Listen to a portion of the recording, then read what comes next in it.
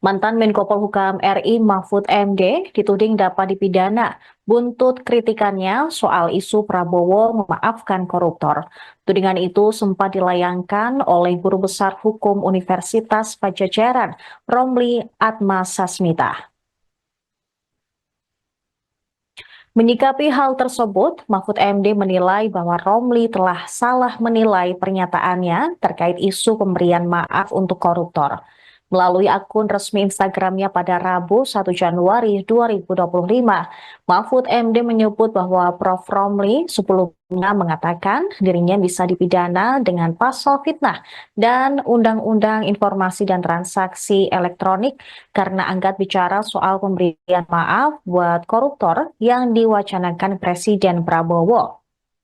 Mahfud menyebut Romli menganggap dirinya salah lantaran tidak bertanya dulu ke ahli terkait pemberian maaf oleh Presiden terhadap koruptor.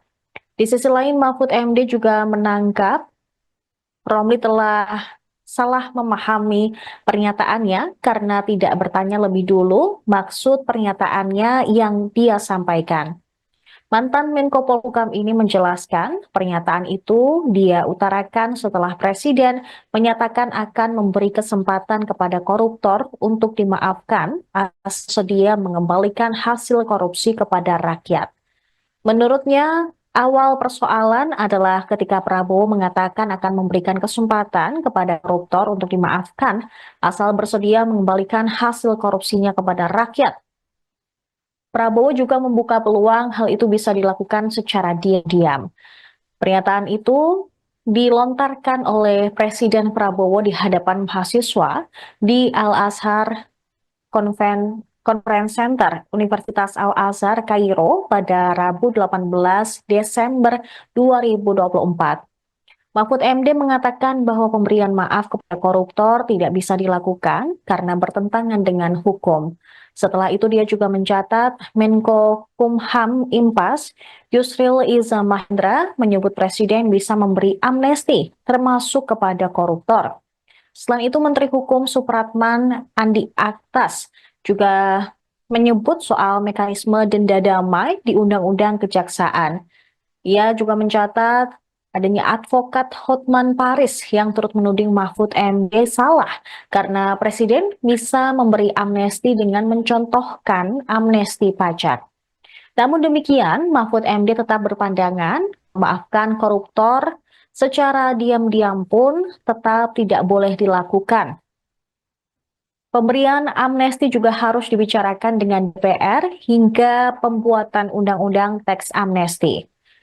Ia juga mengingatkan pemerintah sudah memberikan klarifikasi soal denda damai yang dimaksud hanya bisa dilakukan dalam tindak-tindak pidana ekonomi, bukan tindak pidana korupsi. Hal tersebut sudah disampaikan Menteri Hukum maupun Kapus Penkum Kejaksaan Agung. Mahfud MD berpendapat bila pemerintah mengampuni koruptor secara tiba-tiba atau secara diam-diam tanpa undang-undang pemaafan, bisa diartikan ikut melakukan korupsi. Sebab menurutnya itu berarti membuka jalan bebas yang memperkaya orang lain atau korporasi secara melanggar hukum dan merugikan keuangan negara. Diketahui sebelumnya, Romli merespons pernyataan Mahfud yang menyebut memaafkan koruptor sama saja melanggar pasal 55 KUHP. Romli menyatakan menilai pernyataan Mahfud MD bisa disangkakan dengan pasal fitnah dan Undang-Undang ITE, yakni pasal 310 dan pasal 311 KUHP tentang fitnah serta pasal